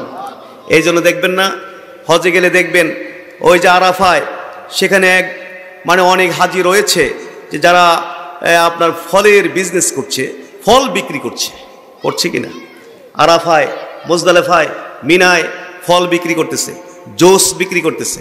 তারপরে আপনার এহরামের কাপড় বা হোটেল, খাবারের কি আছে, হোটেল, বিভিন্ন যেই দেশের হাজি তার যা যা প্রয়োজন, এরকম বহু হাজি এহরাম পরা অবস্থায় হজও করতেছে, আবার কি করতেছে, ব্যবসা বিজনেসও করতেছে। আল্লাহ বলে দিয়েছেন না, এটা দোষের কিছুই নয়। জোরে কন্যা সুবহানাল্লাহ। আরো জোরে কন্যা সুবহানাল্লাহ। বা সারা ওয়ার্ল্ড থেকে হাজি সাহেবরা যায়, অনেক গ্রুপ লিডাররাও তো হাজি নিয়ে যায়। হ্যাঁ, এটা দোষের কিছুই নয়। তবে অবশ্যই এই জায়গায় খেয়াল রাখতে হবে যেন কোনো প্রতারণার শিকার কোনো হাজি না হয়। সমস্যা তো এই জায়গার মধ্যে বেজাল না, কি বলে ঠিক কিনা? এখন দেখা যায় গ্রুপ লিডাররা হজে নেয়, বিভিন্ন রকমের প্রতারণা করে। এই যে হজে নিয়ে গেল, নিজেও হজ করলো, আরো কয়েকজনকে হজ করালো, এবং এর দ্বারা হাজি প্রতি 10-20 হাজার টাকা মনে করে লাভ করলো, এতে দোষের কিছু নয়। তবে ওই প্রতারণা করা যাবে না, এটা হলো ভিন্ন কথা। প্রতারণা হলো কি ভিন্ন কথা। কিন্তু তাইলে আমাদের ইসলাম হলো জীবনমুখী দিন, জীবন চলবে, সাথে সাথে আমাদের ইসলামও কি চলতে থাকবে। জোরে কন্যা সুবহানাল্লাহ। হাজরিন, এইভাবে অসংখ্য আয়াতে কারিমা জিহাদের মতো গুরুত্বপূর্ণ ইবাদতের সাথে আল্লাহ তাআলা রুজি রোজগারের কথা উল্লেখ করেছেন। যেমন সূরা মুজাম্মিলে আপনারা জানেন যে এখানে সারা রাত্র নবী সাহাবায়ে কেরামদেরকে নামাজ আদায় করতেন, তখন আবশ্যক ছিল। দেখা গেল যে বহু মানুষ রুজি রোজগার করতে হবে, আবার বহু জায়গায় জিহাদ চলতেছে, হ্যাঁ, ওখানে অংশগ্রহণ করতে হবে। সারা রাত যদি এই ইবাদত চলে, তাহলে তো দিনের বেলায় রুজি রোজগার করতে পারবে না, ওই জিহাদে অংশগ্রহণ করতে পারবে না। এই জন্য এখানে আয়াতের মধ্যে বলা হয়েছে, ওয়া আখারুনা ইয়াদরিবুনা ফিল আরদে ইয়াবতাগুনা মিন ফাদলিল্লাহ। ওয়া আখারুনা ইউকাতিলুনা ফি সাবিলিল্লাহ। এজন্য এটা হালকা করে দেওয়া হয়েছে, দিয়ে বলা হয়েছে, কারণ হালকা করে দেওয়া হয়েছে কেন? কারণ হলো তাদের অনেকেই, তাদের কেউ কেউ আল্লাহর জমিনে ছড়িয়ে পড়বে আল্লাহর রিজিক সন্ধানের জন্যে, কন্যা সুবহানাল্লাহ। আবার কেউ কেউ জেহাদে অংশগ্রহণ করতে হবে। জেহাদ বলতে বাংলাদেশি জেহাদ না, মেড ইন বাংলাদেশি যে জেহাদ, এই জেহাদের কথা না, কিন্তু ঢাকায় গিয়ে জেহাদ করে এই জেহাদের কথা, এটা রাষ্ট্রীয় জেহাদ। আল্লাহ রাসূল রাষ্ট্র নায়ক ছিলেন তো। মুসলিম রাষ্ট্রগুলোর উপরে যখন কাফের মুশরিকদের আক্রমণ আসতো, ওদেরকে প্রতিহত করার জন্য বাহিনী পাঠাইতেন কিনা? বাংলাদেশে ইন্ডিয়া আক্রমণ করতে আসলে বাংলাদেশ কি আঙ্গুল চষবে বৈশা বৈশা, নাকি জেহাদ করবে? এই জন্য আমাদের মাশাআল্লাহ ক্যান্টনমেন্ট আছে কিনা, সেনাবাহিনী আছে কিনা, পুলিশ বাহিনী, বিভিন্ন বাহিনী আছে। ওদের সাথে আমরা ইনশাল্লাহ কি করব? যখন ডিক্লারেশন আসবে তখন কি করব? জেহাদ করব। আর বাংলাদেশ, মেড ইন বাংলাদেশ জেহাদ হলো চলো পল্টনে যাই, সেখানে জেহাদ হবে। ইন্নালিল্লাহ, বাটপারি, এটি কি ইসলামের নামে বাটপারি করতেছে। এগুলো ইসলামকে বিকৃত করে দিচ্ছে। ইসলামের প্রত্যেকটি ইবাদত ভিন্ন ভিন্নভাবে বিস্তারিত আমাদের বুঝতে হবে, নাইলে দিনের লাগল পাওয়া যাবে না। দিনের টার্গেট আমরা অর্জন করতে পারবো, দিনের নামে মানে বদিন পালন করব, ধর্মের নামে অধর্ম পালন করব, মনে করব যে আমরা ধর্ম পালন করতেছি। আরে নামাজের তরিকা এই জায়গায় ভুল হলে আল্লাহর সাথে ব্যাপার হক্কুল্লার ব্যাপার, যে নামাজে হয়তো পদ্ধতিগত কিছু ভুল হয়ে গেছে, আল্লাহ তুমি মাফ করে দাও, আল্লাহ সাথে সাথে মাফ করে দেবেন। কিন্তু জিহাদের বিষয় বান্দার হকের সাথে সম্পৃক্ত। নামাজের পদ্ধতির ক্ষেত্রে যতদূর বিচার বিশ্লেষণ করতে হবে, তার থেকে কোটি গুণ বেশি বিচার বিশ্লেষণ করতে হবে জিহাদ নামক ইবাদতটির ক্ষেত্রে। কন্যা সুবহানাল্লাহ।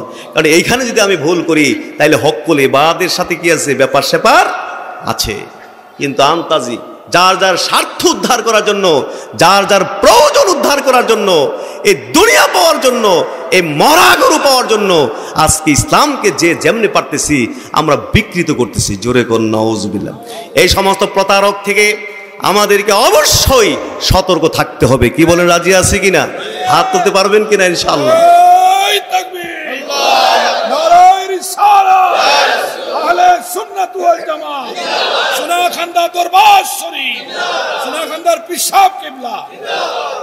হাজরিন, আমি আর লম্বা করতে পারছি না। অবশ্যই আসবে নাকি এরপরে? কি আসবে? তাহলে আসতে কোন দেরি করবো না। জি হাজরিন, দেরি করবো না, অল্প সময় আমি শেষ করে দেব। এইভাবে অসংখ্য আয়াতে কারিমায় আল্লাহ তাআলা নির্দেশ দিয়েছেন। আল্লাহ বলেছেন, আল্লাহ পাক বলেছেন, কি বলেছেন? আল্লাহ পাক বলেছেন, হুয়াল্লাযী জাআলা লাকুম ফিল আরদ, হুয়াল্লাযী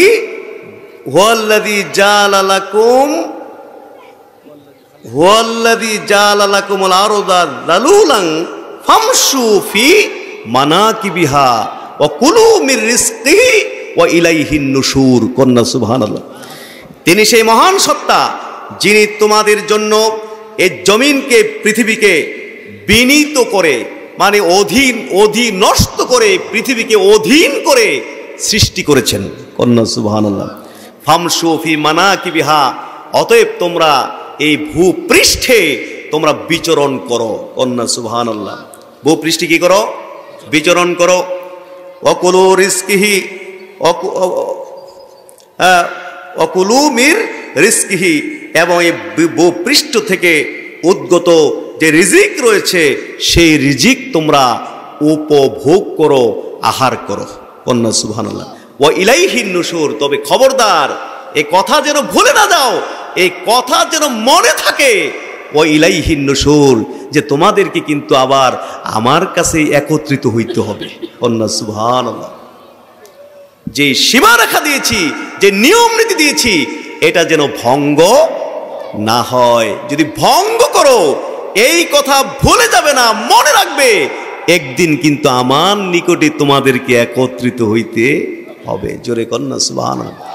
এই ভূপৃষ্ঠে আল্লাহ তাআলা রিজিক ছড়িয়ে ছিটিয়ে দিয়েছেন। হ্যাঁ, বলেছেন তোমরা ভূপৃষ্ঠে বিচরণ করো, আর কোথায় তোমার রিজিক আছে সেই রিজিক তুমি বক্ষণ করো। তুমি উপভোগ করো। কন্যা সুবহানাল্লাহ। এই জন্য এক একজনের রিজিক কোথায়, সেই কত মানুষ হাজার হাজার মাইল দূরে, সেই অস্ট্রেলিয়া, বাংলাদেশি লোক অস্ট্রেলিয়াতে আছে কিনা, আমেরিকায় আছে কিনা, সেই লন্ডনে আছে কিনা, আপনার আরব আমিরাতে আছে কিনা, কুয়েত, কাতার, সারা ওয়ার্ল্ডে হাজার হাজার মাইল দূরে মানুষ সেখানে রুজির সন্ধান করতেছে। কন্যা সুবহানাল্লাহ। এমনকি অনেকের রিজিক সেই আকাশেও তো আছে, বিমানে রিজিক ব্যবস্থা রাখছে আল্লাহ। পাইলট বিমান চালায়, সেখানে আল্লাহ তাআলা তার রিজিকের ব্যবস্থা রাখছেন। কেবিন ক্রু সেখানে সে জব করছে, সেখান থেকে তার রিজিকের ব্যবস্থা হচ্ছে। আপনার এই যে মালবাহী জাহাজগুলোতে, সাগর মহাসাগরে বিশাল বড় বড় মালবাহী জাহাজ, সেখানেও বহু লোক কর্মরত আছে কিনা। কন্যা সুবহানাল্লাহ। এই যে যুদ্ধের বড় বড় যুদ্ধ জাহাজগুলোতে বিশ্বের বিভিন্ন মানুষ সেখানে কর্মরত আছে, উপার্জন করছে। আল্লাহ বলেছেন ফাকুলু মিন, এবার ছড়িয়ে দিয়েছি, তোমরা সারা পৃথিবীতে বিচরণ করো এবং ভূপৃষ্ঠ থেকে উদ্গত যেই রিজিক রয়েছে সেইগুলো তোমরা উপভোগ করো। তবে এই কথা কিন্তু অবশ্যই মনে রাখবে, একদিন কিন্তু তোমাদেরকে আমার কাছেই একত্রিত হইতে হবে। কন্যা সুবহানাল্লাহ।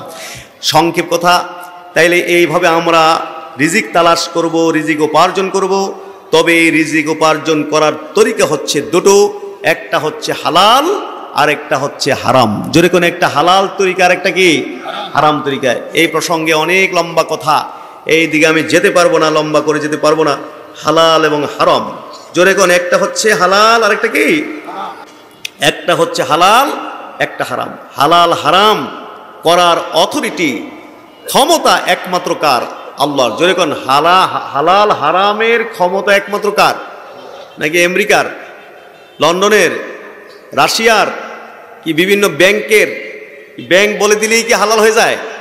ব্যাংক বলে দিলেই কি হারাম হয়ে যাবে? হালাল হবে না হারাম। এটার স্পষ্ট অথরিটি হলো আল্লাহ তাআলা। হাদিসে আসছে, আল্লাহ যা তোমাদের জন্য হালাল করেছেন সেটা হালাল, আল্লাহ তোমাদের জন্য যেটা হারাম করেছেন সেটা কি হারাম। দুই রকম, দুইটা রাস্তা আমাদের। উপার্জনের রাস্তা কয়টা? দুইটা। ইন্নাল হালালা বাইয়িনুন ওয়াল হারামা, হ্যাঁ, ইন্নাল হালালা বাইয়িন ওয়াল হারামা বাইয়িন। হালালটাও স্পষ্ট, হারামটাও কি স্পষ্ট। ও বাইনাহুমা মুস্তাবিহাতুন, ও বাইনাহুমা উমুরুন মুস্তাবিহাতুন। তার মধ্যে কিছু আছে সন্দেহজনক, তার মধ্যে কিছু আছে কি সন্দেহযুক্ত।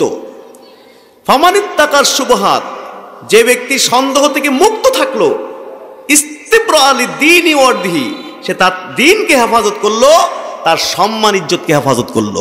কন্যা সুবহানাল্লাহ। ওমান ওয়াকাফিস শুবহাত, আর যে সন্দেহের মধ্যে পতিত হলো, ওয়াকাফিল হারাম, সে হারামের মধ্যে পতিত হলো। তাইলে হালালটাও স্পষ্ট, আল্লাহ হালালগুলো স্পষ্ট করে দিয়েছেন। এগুলো লম্বা কথা, তো এখন আর সে যেতে পারবো না।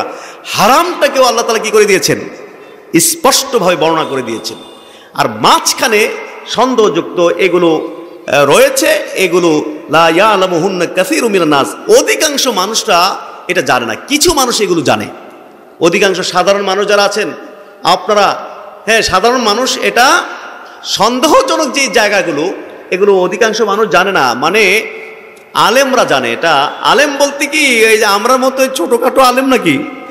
ইমাম আবু হানিফার মতো আলেম, শাফির মতো আলেম, বড় বড় আলেম, তারা এটা বুঝে যে মানে এই সন্দেহজনক যে জায়গাটা আছে এটা সম্পর্কে তাদের ওই বড় এখনো আছে, আলেম আছে, হ্যাঁ, ওই ধরনের আলেমরা মানে অধিকাংশ লোকই, সাধারণ যত জনগণ আছে ওরা তারা এটা কি করে না, বুঝে না। কিছু মানুষ, তাইলে বোঝা গেল যে অধিকাংশ মানুষ জানে না। অধিকাংশ বলতে তাইলে বোঝা গেল কিছু মানুষ কি জানে, অধিকাংশ বলতে কি সব নাকি? তাহলে কিছু মানুষ জানে, মানে ওলামা, ওই রকম মুজতাহিদ পর্যায়ের আলেম ওলামা, তারা এটা রায় দিবেন যে এটা হালাল। এটা ওই পর্যন্ত, ওই ধরনের আলেম থেকে আমরা ফয়সালা জানার আগ পর্যন্ত, যতক্ষণ সন্দেহের মধ্যে থাকবো ততক্ষণ পর্যন্ত আমাদের কি করতে হবে? এই সন্দেহ থেকে বিরত থাকতে হবে। কন্যা সুবহানাল্লাহ। যেটার মধ্যে সন্দেহ, এটা থেকে বিরত থাকা।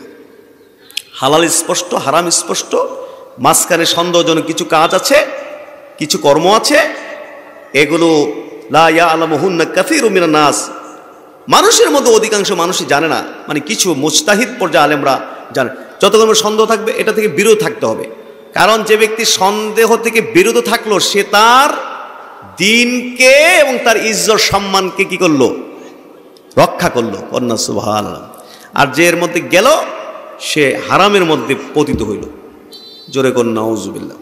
তাহলে হাজরিন, এই জন্য অবশ্যই হালালটা আমাদের কি করতে হবে? উপার্জন করতে হবে। হালালের রাস্তা আমাদেরকে আগাইতে হবে। আর হারামে কোনোভাবে যাওয়া যাবে না। মদ হালাল না হারাম? এটা স্পষ্ট না অস্পষ্ট? আল্লাহ কোরআনে স্পষ্ট বর্ণনা দিয়েছেন মদ কি? হারাম। তারপরে মৃত প্রাণী, হ্যাঁ, হারামা আলাইকুমুল মাইতাতা, তারপর কি? অদ্দামা, রক্ত হালাল না হারাম?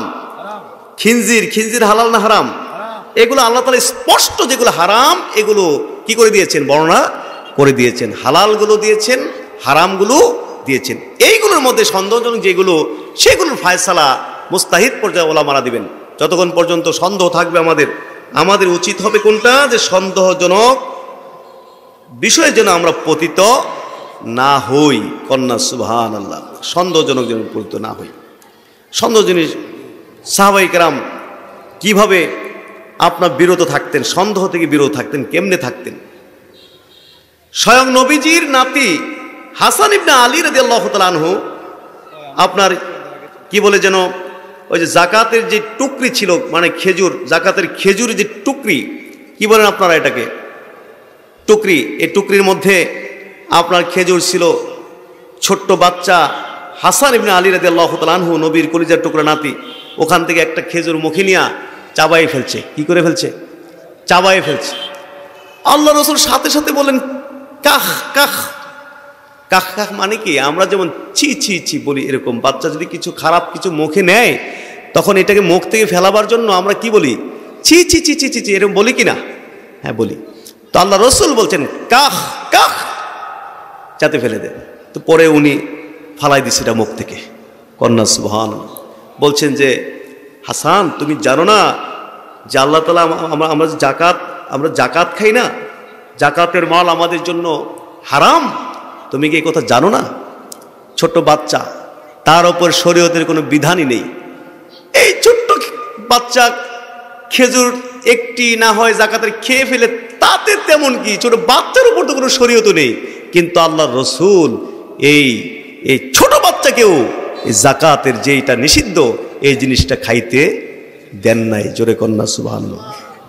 আবু বকর সিদ্দিক রাদিয়াল্লাহু তাআলা আনহু তার কৃতদাসকে পাঠাইলেন, খেরাজে পাঠাইলেন। খেরাজে মানে কৃতদাস, যার তাকে বিভিন্ন আয় ইনকামের জন্য পাঠাতেন। আয় ইনকাম করে যা উপার্জন করবে সব এগুলো মালিক হতো কে? যে মালিক সে হতো এটার মালিক। তো একদিন তার গোলাম কিছু খাবার আনছে, আবু বকর সিদ্দিক রাদিয়াল্লাহু তাআলা আনহুকে দিয়েছেন খাওয়ার জন্য। উনি এটা খাইছেন। খাওয়ার পরে ওই গোলাম জিজ্ঞেস করলেন, আপনি কি জানেন যে আপনি কি খেয়েছেন? বলছেন না, আমি তো জানি না আমি কি খেয়েছি। আমি জাহিলি যুগে কিছু গণকের কাজ করতাম। কিসের কাজ করতাম? গণকের কাজ। এই যে বিভিন্ন তদবির করে না, গণকের কাজ করতাম। আসলে আমি ভালো তেমন গণকের কাজ জানতাম না। তো একজন একটা কাজ করে দিয়েছি। তো ওইটা এর যে বিনিময় তখন আমাকে ও দেয়নি। অনেকদিন পরে তার সাথে আমার দেখা হলো, যার কারণে সে আমাকে এটা দিছিল, এই খাবারটা দিছিল। এইটাই আপনি খাইছেন, এটা আপনি কি করছেন? সাথে সাথে আবু বকর সিদ্দিক রাদিয়াল্লাহু তাআলা মুখের ভিতরে আঙ্গুল ঢুকাইয়া বমি কইরা সমস্ত খাবার ফালাই দিছেন। কন্যা সুবহান। আরো জোরে কোন সুবহান। বাংলাদেশে একটা ঘটনা আছে, পীর বলেন, আলেম বলেন, ওলি বলেন, আর যত বড় যাই বলেন, বাংলাদেশে তো একটি ঘটনা শোনা যাবে না যে আঙ্গুল মুখের ভিতরে ঢুকাই দিয়া বমি করে ফালাই দিছে। এরকম আছে? তারা কিভাবে এইগুলোকে, এই হারাম থেকে তারা, সন্দেহজনক জিনিস থেকে তারা কিভাবে নিজেদেরকে সেফ করতেন। কন্যা সুবহানাল্লাহ। হাজির, এই জন্য হারাম থেকে আমাদের বেঁচে থাকতে হবে। বর্তমানে হালাল বেশি নাকি হারাম বেশি? হারামের সয়লাভ হয়ে গেছে। হারামের সয়লাভ হয়ে গেছে। নবী বলেছেন ইয়াতি আলান নাস জামানুন লা ইউবাল মারু মা আখাযা মিনহু আমিনাল হালাল আম মিনাল হারাম। মানুষের উপর দিয়ে এমন একটি সময় অতিবাহিত হবে, হ্যাঁ, মানুষের উপর দিয়ে এমন একটি সময় অতিবাহিত হবে যখন মানুষ পরোয়াই করবে না সে কি গ্রহণ করছে, মা আখাযা মিনহু সে কি গ্রহণ করছে, আমিনাল হালাল সে কি হালাল গ্রহণ করছে, আম মিনাল হারাম নাকি সে হারাম গ্রহণ করছে, কোনো পরোয়াই করবে না, যা পাবে তাই কি খাবে। জোরে কর নাউজুবিল্লাহ। আমরা সোনাগাঁদা দরবারের সাথে সম্পৃক্ত, ফুরফুরা সিলসিলার সাথে সম্পৃক্ত, আমরা অন্য 10 জনের সঙ্গে আমাদেরকে মিলালে হবে না। আমাদেরকে অবশ্যই হালাল হারামের মতো ইসলামের একটি মৌলিক বিষয়, ইসলামের একটি গুরুত্বপূর্ণ বিষয়, এই বিষয়টি আমাদের মাথায় রেখে এই জমিনে আমাদেরকে জীবনযাপন করা দরকার আছে কি নাই? জোরেগণ দরকার আছে না নাই? সকলে এই বিষয়ে সতর্ক থেকে জীবনযাপন করতে রাজি আছি কি নাই? কারা কারা রাজি একটু হাত তোলেন, বলুন সকল আল্লাহুম্মা আমিন। আরো জোরে কোন আল্লাহুম্মা আমিন, জোরে কোন আল্লাহুম্মা আমিন। হারাম থেকে আমাদেরকে বাঁচতে হবে। আসলে এই দিকগুলো আমাদের অনেকেরই খেয়াল নেই। দেখা যায় 5 ওয়াক্ত নামাজ ঠিক আছে, তাহাজ্জুদ পর্যন্ত আমাদের ঠিক আছে, কপালে কর পর্যন্ত পড়ে গেছে, কিন্তু এই দিক যদি তদন্ত করা হয় তাইলে আমাদের অনেকেরই এই জায়গাটা কি নাই, ঠিক নাই, এই জায়গাটা কি নাই, ঠিক নাই। তার কারণ মূলত এইগুলো আমরা খেয়ালই করি না। এই জন্য এই জায়গাগুলো আমাদের ঠিক করতে হবে যদি আমরা আমরা আল্লাহ পাকের মানে নৈকট্যপ্রাপ্ত বান্দা হতে চাই। কারণ 5টি ফরজের পরে সবচেয়ে পুরুষের জন্য, বিশেষ করে আমাদের জন্য সবচেয়ে গুরুত্বপূর্ণ ফরজ হইল কোনটা? হালাল উপার্জন। অবশ্যই নাই, সবচেয়ে গুরুত্বপূর্ণ ফরজ হলো কোনটা? 5 ফরজের পরে পুরুষের জন্য সবচেয়ে গুরুত্বপূর্ণ ফরজ কোনটা? হালাল উপার্জন। জোরে কর না কি? হালাল উপার্জন। আর নারীর জন্য 5 ফরজের পরে সবচেয়ে গুরুত্বপূর্ণ ফরজ কোনটা? এই তো বেশ, জোরে কোন কি? পর্দা। পুরুষের জন্য হালাল উপার্জন আর নারীর জন্য পর্দা। 5 ফরজের পরে পুরুষের জন্য, পুরুষের উপরে উপার্জনের দায়িত্ব, নারীর উপরে আল্লাহ তাআলা এই দায়িত্ব দেননি। নারী যদি 100 কোটি টাকার মালিকও হয়, এর মধ্যে একটি পয়সারও কোনো অংশ স্বামীর জন্য নেই। স্বামী পাবে পুরুষের 100 কোটি টাকার মধ্যে স্বামীর কোনো অংশ আছে? কোনো অংশ নেই। কিন্তু স্বামী যদি 1টি টাকাও কামাই করে, এর মধ্যে স্ত্রীর অংশ আছে কি নাই? জোরে কোন না সুবহানাল্লাহ। এটা নারীকে ইসলাম এই মর্যাদা দিয়েছে। জোরে কোন, এই মর্যাদা নারীকে কে দিয়েছে? ইসলাম দিয়েছে। একটি পয়সাও স্বামী পাবে না, স্ত্রী 100 কোটি টাকার মালিক হোক, আর স্বামী যদি 1 টাকারও মালিক হয়, এর মধ্যেও স্ত্রীর আছে না নাই? কন্যা সুবহানাল্লাহ। নারীকে দায়িত্ব দেওয়া হয়েছে, আয় উপার্জনের কোনো দায়িত্ব নারীকে দেওয়া হয়নি। নারীকে আয় উপার্জনের দায়িত্ব দেওয়া হয়নি। নারী ঘর সামলাবে, আর পুরুষ সামলাবে কি? বাহির সামলাবে। 2টা স্টেশন, একটা হলো ঘর আর একটা হলো বাহির। একটা ঘর আর একটা কি? বাহির। বাহির সামলাবে কারা? পুরুষ। আর নারী সামলাবে ঘর। এই স্টেশনটা ছোট মনে হয়েছে আপনাদের কাছে? নো, বরং বাহিরের চেয়েও এই ঘর, এই স্টেশনটা আরো অনেক বড়। কন্যা সুবহানাল্লাহ।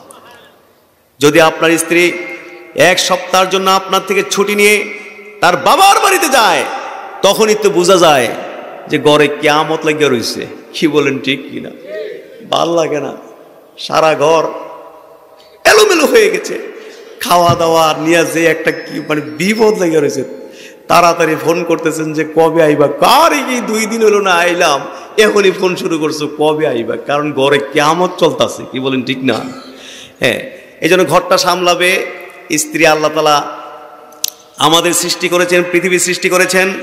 এই পৃথিবী কেমনে চলবে না চলবে, পৃথিবীর জন্য আমাদের জন্য কল্যাণকর কোনটা, সবার চেয়ে বেশি জানেন তিনি কে?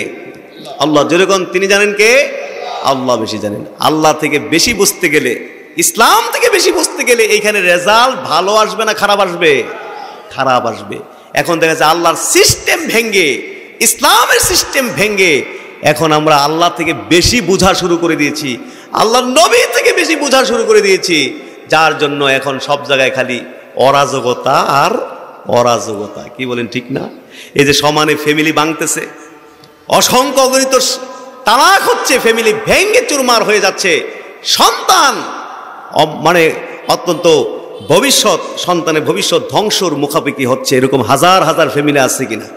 আছে।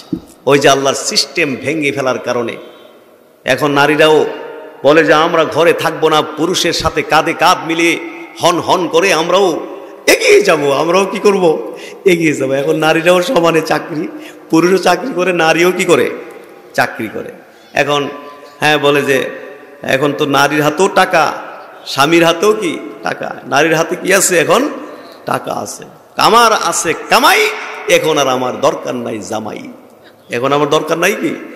আগে তো একটু অত্যাচার সহ্য করে হলো স্বামীর সংসার করছে, আর এখন যদি শব্দটা একটু এদিক সেদিক হয়ে যায়, আমি তোমাকে, তোমার সাথে আমি আর থাকতে পারছি না, আমি তোমাকে ডিভোর্স দিয়ে দিলাম, এই কথা বলে কিনা?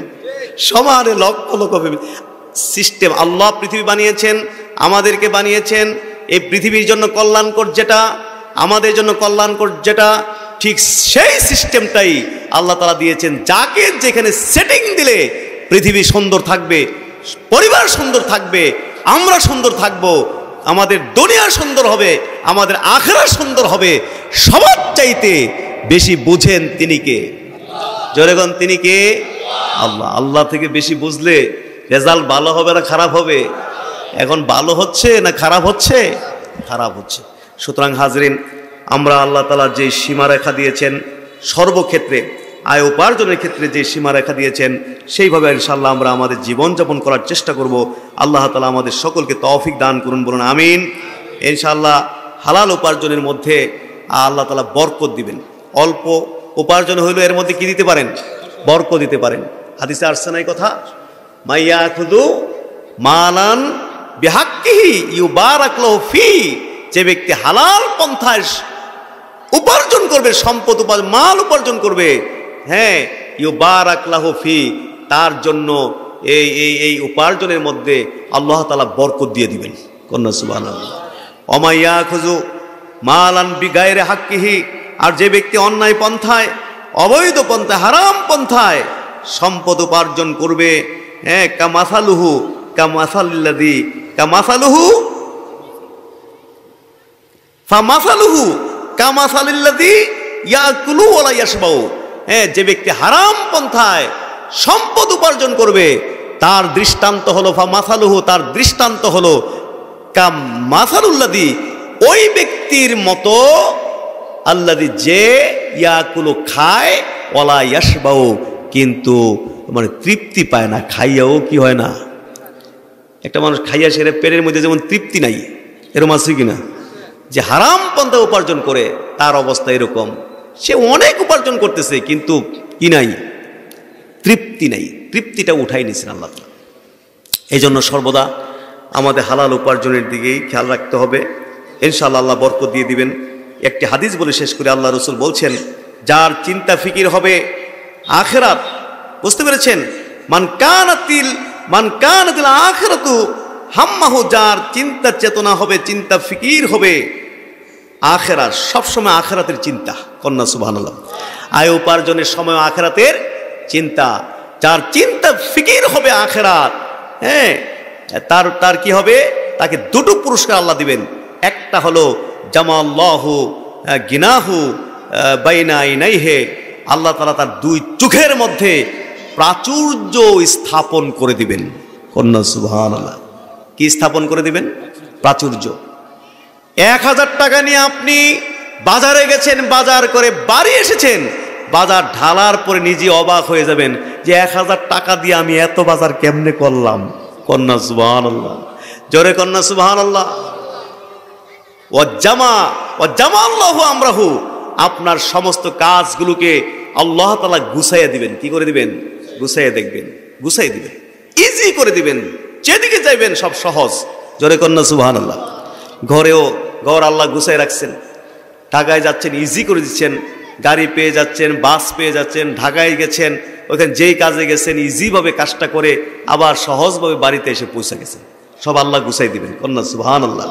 হ্যাঁ, আর অমান কানাতির দুনিয়া হাম্মাহু, আর যার চিন্তা ফিকির হবে দুনিয়া, যার চিন্তা ফিকির হবে কি দুনিয়া, যার চিন্তা হবে 24 ঘন্টা চিন্তা খালি দুনিয়া দুনিয়া দুনিয়া, হারাম চিন্তা, খারাপ চিন্তা, কার থেকে কেমনে প্রতারণা করে টাকা কামাই করবে, কার জায়গা জমি দখল করবে, কাকে কেমনে সাইজ করবে, 24 ঘন্টা খালি খারাপ চিন্তা, কেমনে মানে ডান হাতে বাম হাতে সে হারাম উপার্জন করবে, এরকম যার ফিকির হচ্ছে আপনার কি দুনিয়া, কি হবে তার জন্য, কি হবে তার জন্য হবে কি যে তার জন্য হবে ফাররাকাল্লাহু আমরাহু, আল্লাহ তাআলা তার কাজ কর্মগুলোকে বিচ্ছিন্ন করে দিবেন, অগোছালো করে দিবেন।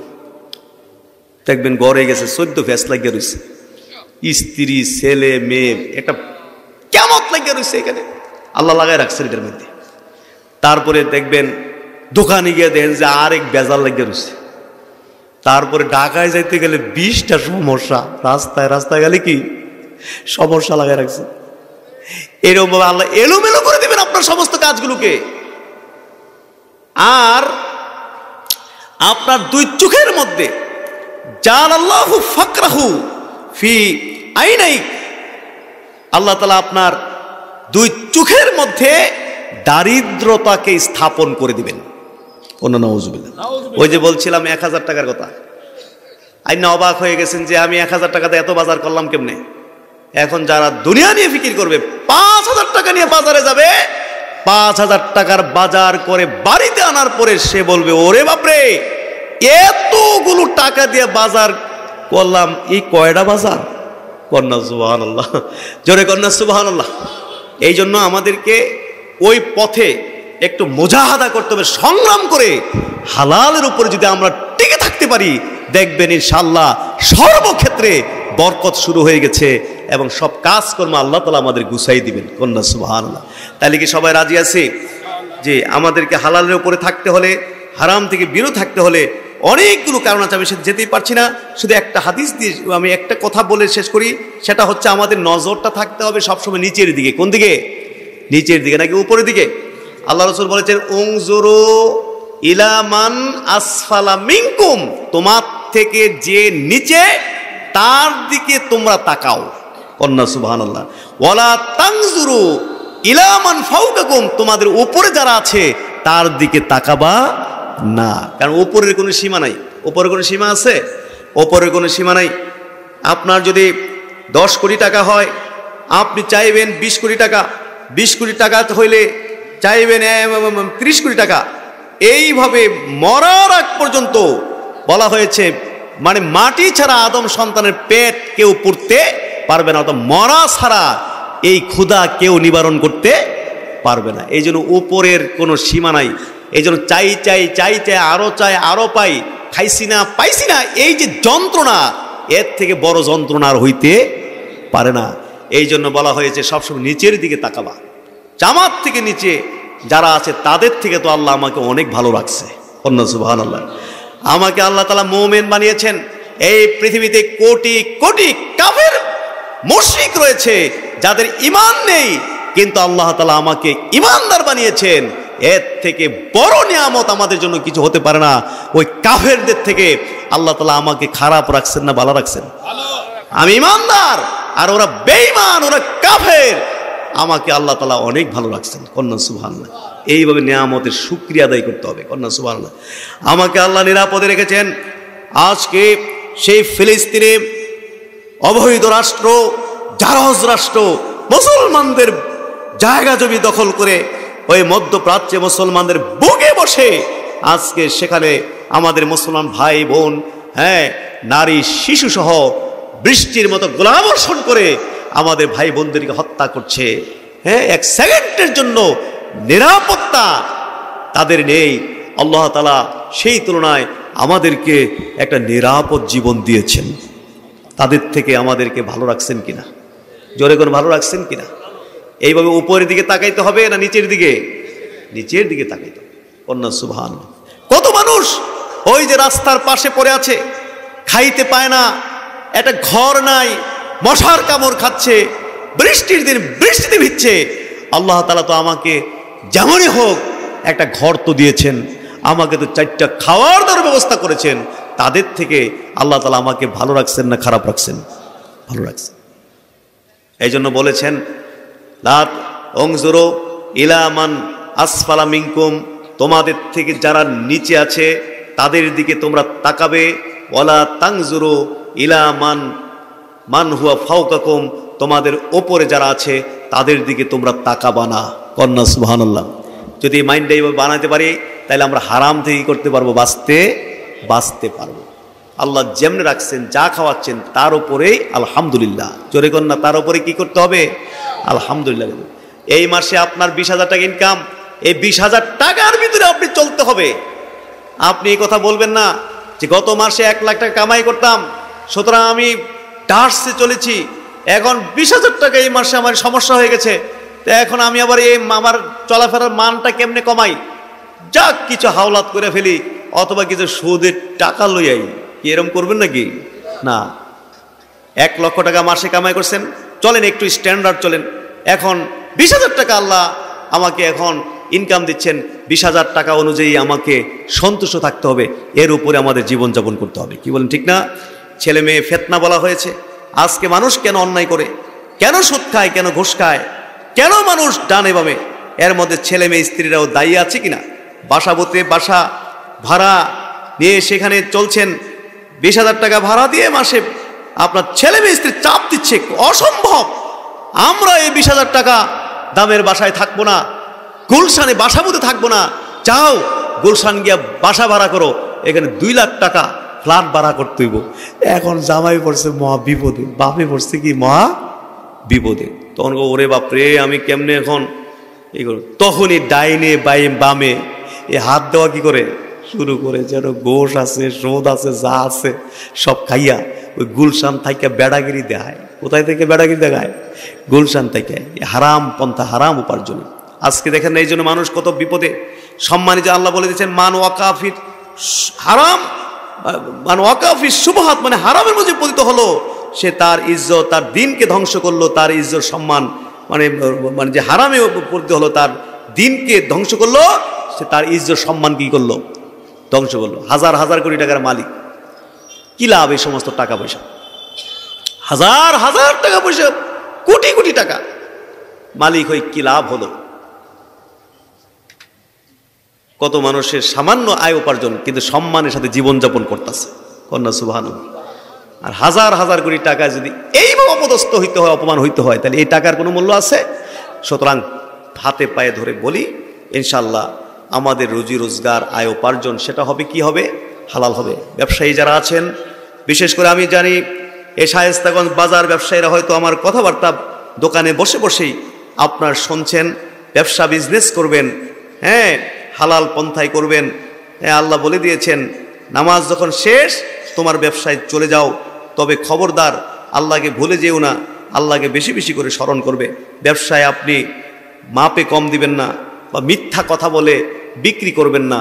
হ্যাঁ, যে আমার তো কিনেই পড়ছে, তুমি যে দাম কইছো এটা তো কিনেই পড়ে নাই, আসলে মিথ্যা কথা কইছে, এরকম ব্যবসায় আছে কিনা?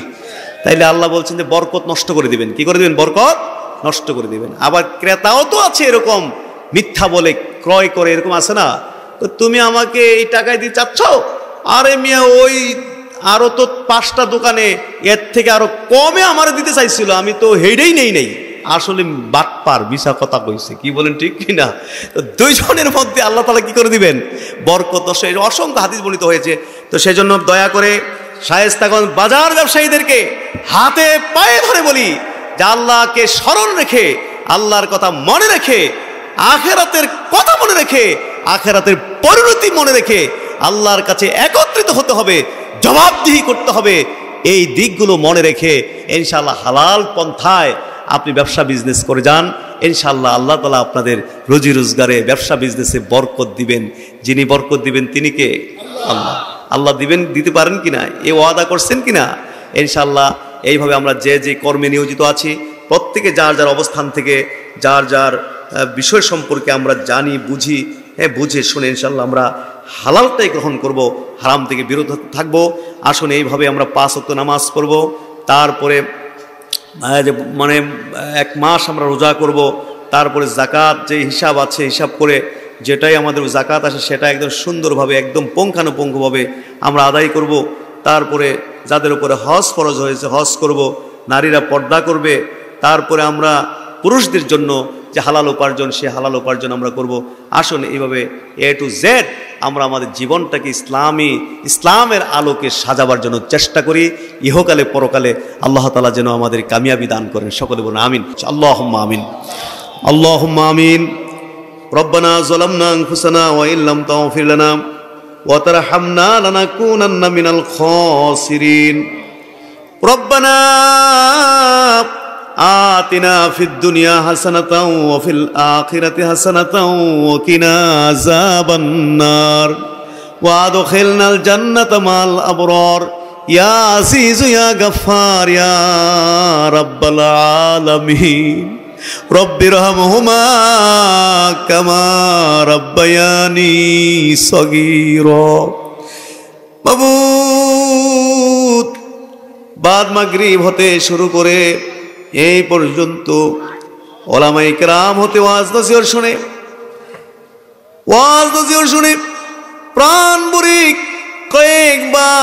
কয়েক মর্তবা তোমার নামের জিকির আজকার করে নবী পাকের প্রতি কয়েকবার দুরূদ ও সালাম প্রেরণ করে জীবনে যত গুনাহ করেছি তামাম গুনার তোরে খালেস অন্তরে তওবা করে কাঙ্গালের মতো ফকিরের মতো আমরা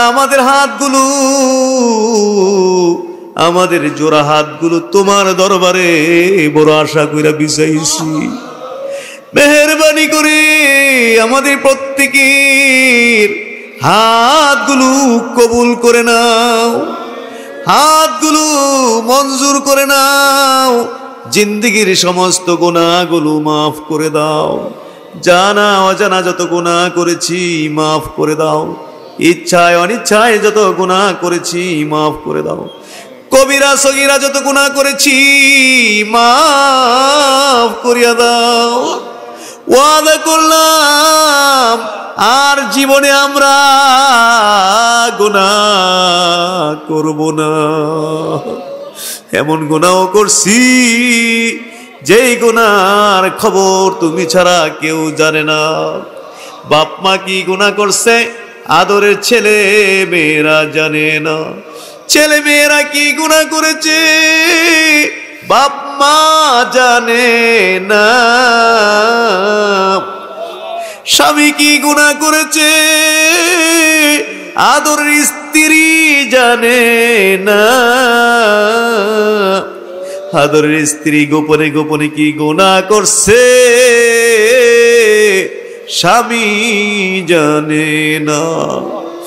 আমাদের সবার গুনার খবর একমাত্র জানো আল্লাহ তুমি। সমস্ত গুনাহগুলো হাজির করলাম আর ওয়াদা করলাম বাকি জীবনে আর গুনাহ করব না। হাসরের দিনে গুনাহগার বইলা ডাক দিও না। আল্লাহ আমাদের আব্বা আম্মার গুনাহ মাফ করিয়া দাও। আমাদের দাদা দাদির গুনাহ মাফ করিয়া দাও। নানা নানির গুনাহ মাফ করে দাও। আপনজন প্রিয়জন বিশেষ করে আমাদের পীর ভাই পীর বোনদের গুনাহ তুমি মাফ করে দাও। আল্লাহ পাক খাস করে আল্লাহ পাক আজকের এই মাহফিল কবুল আর মঞ্জুর করো। জানি না তোমার বান্দারা কি আশা লইয়া তোমার দরবারে হাত বিছাইছে, প্রত্যেকের নেক আশা পূরণ করো। কাউকে মাহরুম করে দিও না, নিরাশ করে দিও না। আল্লাহ পাক আমরা ভিক্ষুককে খালি হাতে ফিরাইতে পারি না। ভিক্ষুক যদি আমাদের কাছে হাত বিছায় ফিরাইতে পারি না, তাইলে তুমি কেমনে আমাদের হাতগুলো খালি হাতে ফিরাইবা? তোমার বান্দাদের অন্তরের মধ্যে যত ধরনের নেক মকসুদ রয়েছে, মকসুদ নিয়ে হাত বিছিয়েছে, আল্লাহ প্রত্যেকের নেক মকসুদ পুরা করে দাও।